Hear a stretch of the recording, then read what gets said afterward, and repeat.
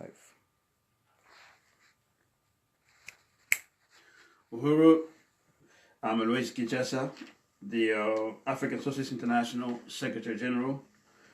Today, we're going to briefly to talk about our demand, stop UK deportation for all black people to Jamaica. I am just like the rest of black people in the UK, outraged by the audacity of the British government to deport African people to Jamaica.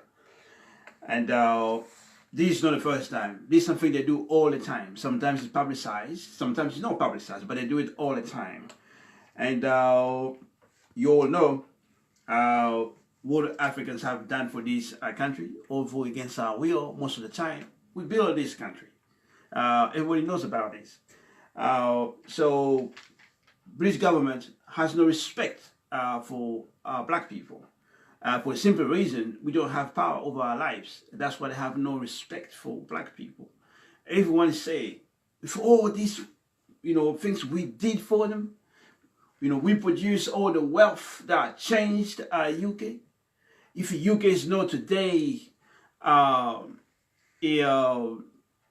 feudal country, if today Britain is a modern country, if Britain was able to lead the so-called Industrial Revolution, it's our black people, it's our people, it's African people who funded it with our blood and sweat and the stolen labor, And when we produce all the wealth in the Caribbean to build Britain, there was no visa question. There was no illegal immigrant then. When they needed us, just after the Second World War between imperialist Britain and imperialist Germany, the so-called Windrush, there was no visa question then. And now those, some of us who came to work here, the children of the Windrush so-called immigrants, some of the Africans even fought the war for Britain. I read in the newspaper, another young African even went to Afghanistan. That's the most recent, to fight for Britain, and is on that deportation list. So they have no respect for black people for the simple reason that black people have no power over our lives.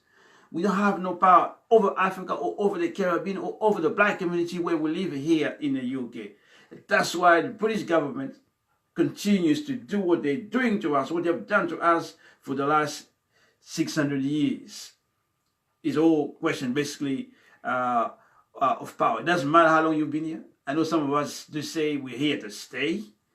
I know some of us do say we have moved on. How can we say that when we have not achieved black power? We have not achieved power over ourselves. That's the critical question. The British government does not round up Chinese anymore and send them back to China. They can't do that. They don't do that to the Russians or even to the Germans who fought two wars with Britain. They don't do that to them. They only do that to people who have no power. I think this is really important to really understand, to really redress. And another question we want to talk about, where are our friends? Where are the Labour Party? Where is Jeremy Corbyn?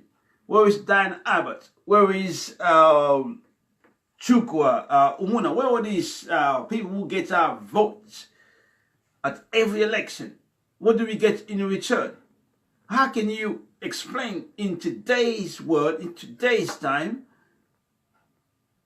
black people are still, black people are still being deported, families separated, or those who are in Jamaica, some of them can't visit the relatives anymore. And it's happening today. How can you explain that? So we have basically a problem to solve. As I said, the British government will continue to do what they have always done, because they have to maintain that colonial relationship that exists between black people and Britain, between Britain and Africa, between Britain and the Caribbean. And that's really, really important. So I'm going to read something to you very quickly. This is a set of resolutions that came from the African People's Socialist Party Congress in 2010. It was the 5th Congress of the APSP. So it's in a book written by Chairman Omar Sela, the leader of, and the founder of the African People's Socialist Party. Is a book I recommend to everyone. It will basically help us to understand what's happening and where we need to go. Whereas African people in Africa and throughout the world have been forcibly separated from each other and from our resources by slavery and other forms of colonial captivity and oppression, that's really key. We are separated from our resources.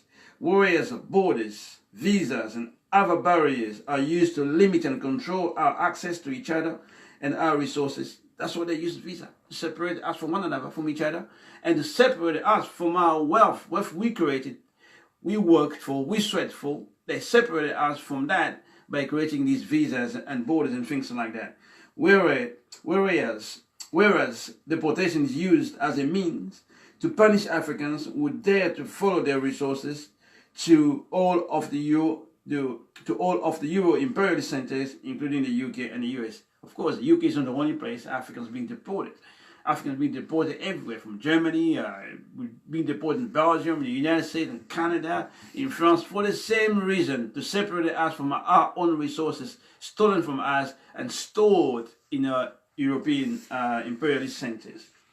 Whereas Africans are denied the democratic right to create wealth for ourselves through our own labor in the Euro imperialist centers, including the UK and the US, leaving us open to massive exploitation by parasitic capitalists who pay meager wages, forcing us to live in substandard conditions.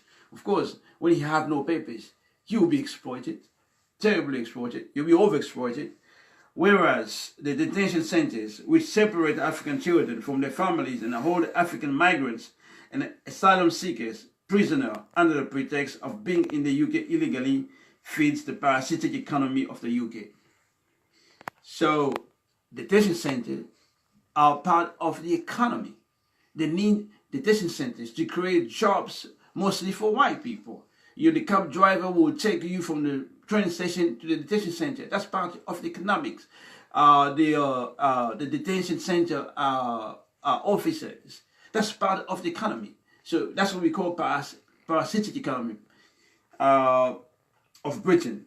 Whereas African students are forced to pay exorbitant fees based on immigration status in the UK.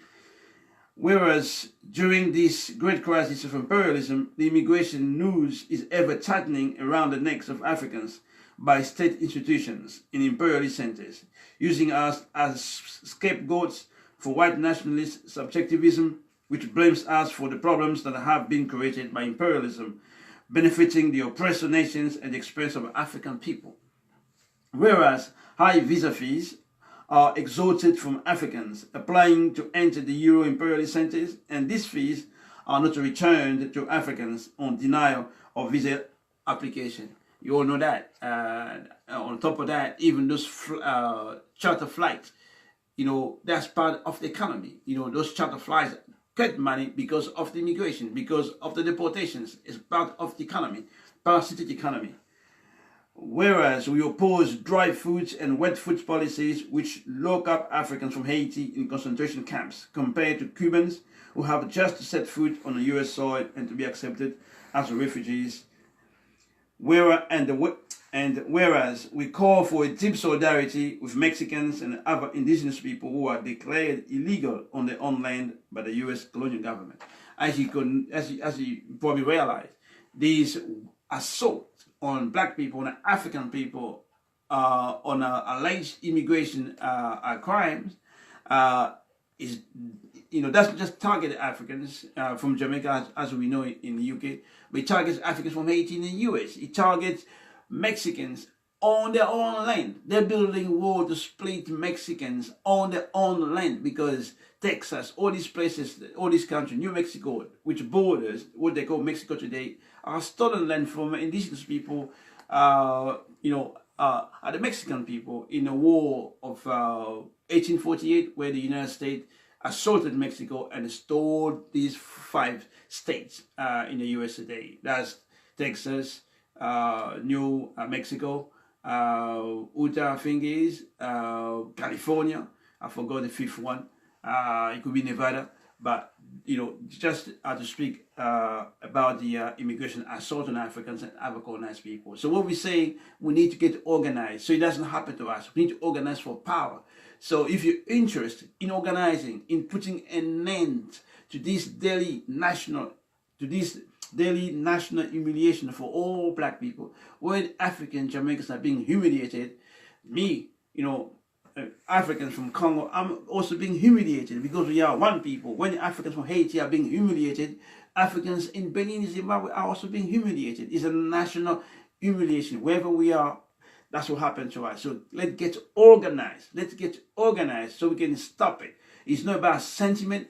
It's about interest. It's about power. If we have power, it will never happen to us. And the future of the world, depends on what Africans are going to do. So join us. Come to our next meeting, which is going to take place on the 21st of February of this year, 2019. That's the day the United States government assassinated Malcolm X. And we call this the African Martyrs Day. And we're going to remember all our martyrs, all our victims. We're going to remember them on that day.